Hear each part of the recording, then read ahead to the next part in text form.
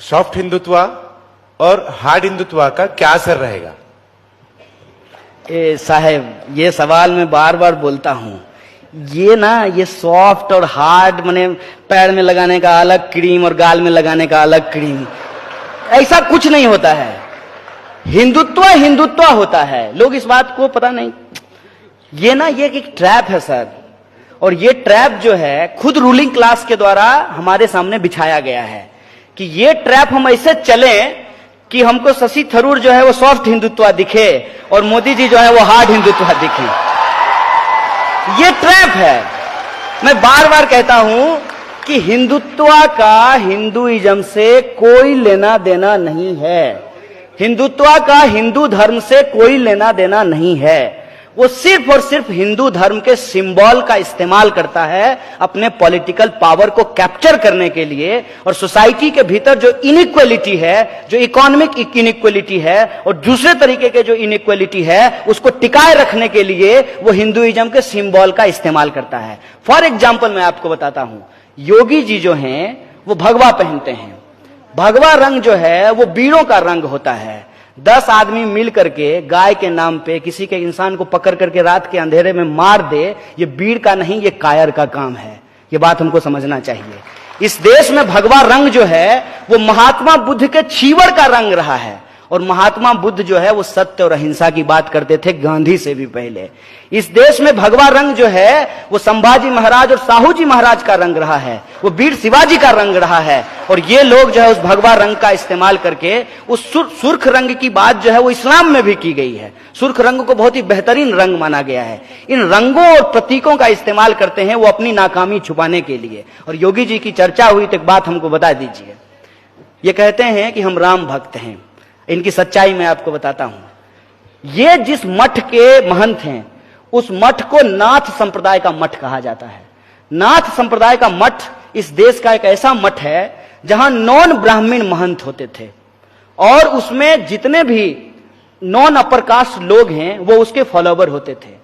और नाथ संप्रदाय को निर्गुण संप्रदाय कहा जाता है। निर्गुण संप्रदाय मतलब जहां भगवान का कोई रंग रूप नहीं होता है, निराकार ब्रह्म होता है, साकार ब्रह्म नहीं होता है। जैसे इस्लाम के अंदर भी निराकार ब्रह्म की बात की गई है कि अल्लाह ने हमको बनाया है तो हम अल्लाह को कैसे बना सकते हैं, उनका नाक मुंह कैसे तैयार कर सकते हैं। यह निराकार ब्रह्म का लॉजिक है, और यह जो निराकार ब्रह्म का लॉजिक है, इसी लॉजिक से नाथ संप्रदाय वो चलता है। वो नाथ संप्रदाय के महंत हैं और राम जी का मंदिर बनाने की बात कर रहे हैं। ये कितना रेडिकुलस है, इस बात को आप खुद ही समझ लीजिए।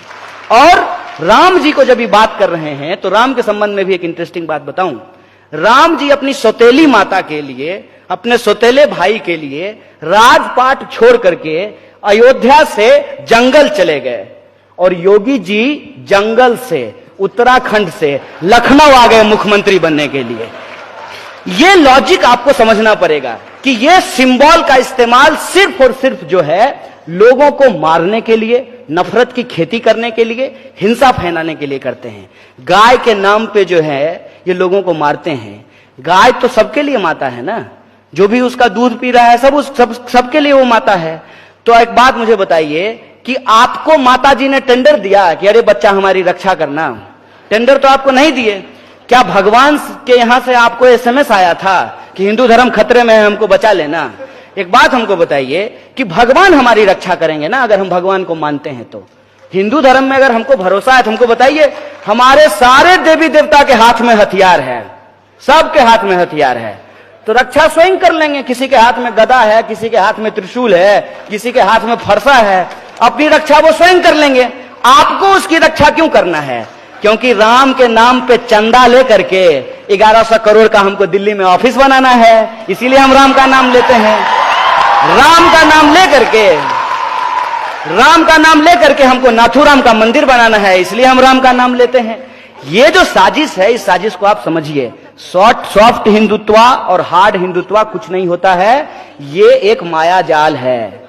और ये माया जाल इसलिए क्रिएट किया गया है कि इस माया जाल में आप फंसिए।